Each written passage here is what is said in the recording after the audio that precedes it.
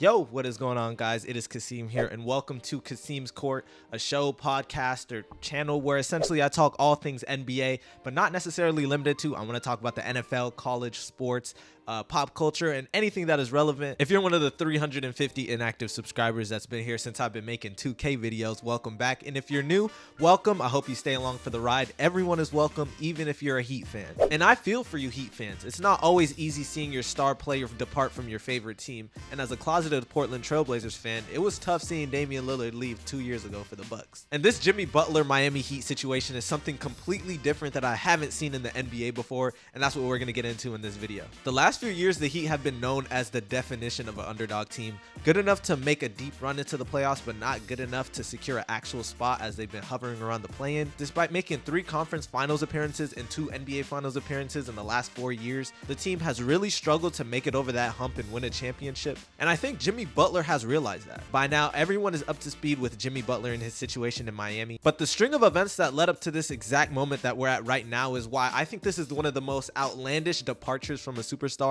in an organization that I've ever seen. And yes, Jimmy is still with the Heat right now, but it's only a matter of time before he gets shipped off. And it all started with Shams dropping the report that the Miami Heat are open to shopping Jimmy Butler and his preferred trade destinations. And then Jimmy's agent Bernard Lee flat out denying all of Shams's reports, claiming that it's all been fake news. Then Shams continuing to double down on the Jimmy Butler trade request. And by far one of the most absurd things that we've ever seen from an organization, Pat Riley dropping a tweet on Heat Twitter, pretty much making it clear that they're not trading Jimmy Butler at all. And the icing on top of the cake, Jimmy Butler saying this in his post-game press conference. What do you want to see happen to fix it?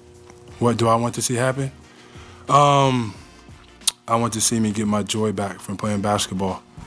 And wherever that may be, we'll find out here pretty soon. But I want to joy back. I'm happy here, off the court.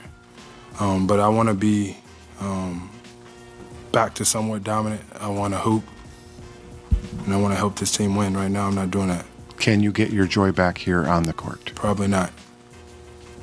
And if you didn't think they could add more icing on top of the cake, Jimmy Butler was suspended 7 games for conduct detrimental to the team. And with each moment that passes on, it's looking more and more like Jimmy Butler will be traded before All-Star break. Now, maybe even before this video. It seems like Jimmy Butler just lost all faith in the Heat organization. You would have thought that he was on the 76ers, the way they started off the season really lackluster. But with the Heat, per usual, having 0 expectations, they're hovering around the 6th seed, literally like a few games back from the 4th seed where the Orlando Magic hold that spot. And with so much talent in the Eastern Conference right now, I understand why he doesn't believe the Heat are on the same level as a Boston Celtic or the Cleveland Cavaliers. But I guess he's just at that point in his career where he's chasing a championship. He wants to get over that hump, especially with him nearing the end of his prime. And with the way the Heat roster is currently looking, I just don't think that he can get it done with that roster. I think the biggest thing surrounding this is not actually the reason why he wants to get traded, but the way he's going about getting traded. And it's apparent through the way he departed the Philadelphia 76ers and the Minnesota Timberwolves. I mean, with the Timberwolves literally defeating the starters in practice with the 3rd stringers, then refusing to re-sign with the 76ers because he thought they were investing in Tobias Harris and Ben Simmons. Through the teams he's been on, he's never really had a clean breakup with any of the franchises he's been with. And I thought it would be different with the Miami Heat just because of how much they've gone through together with the 2020 bubble and their run against the Nuggets in the finals. And I know Jimmy and Eric Spoelstra have a really good relationship. I didn't expect it to get to this point, but I feel like when you're desperate for a championship, you're desperate to win, I feel like you're going to try to go out and get into a position to where you can win. And that leads me to where I feel Jimmy Butler would be best fit to land. Currently, the Houston Rockets, the Golden State Warriors, the Phoenix Suns are the ideal landing spots for Jimmy right now. And I feel like the team that makes the most sense for Jimmy Butler is the Golden State Warriors. I mean, the Warriors start off the season scorching hot, like a top 3 seed in the Western Conference. But since then, they've really struggled and slid down to the play-in tournament. And I feel like Jimmy Butler would be that addition that would get them over the hump, as long as they keep the key pieces that I think will help them contend for a championship. Part of me just wants to see Jimmy Butler play with a guy like Steph, who can play off the ball,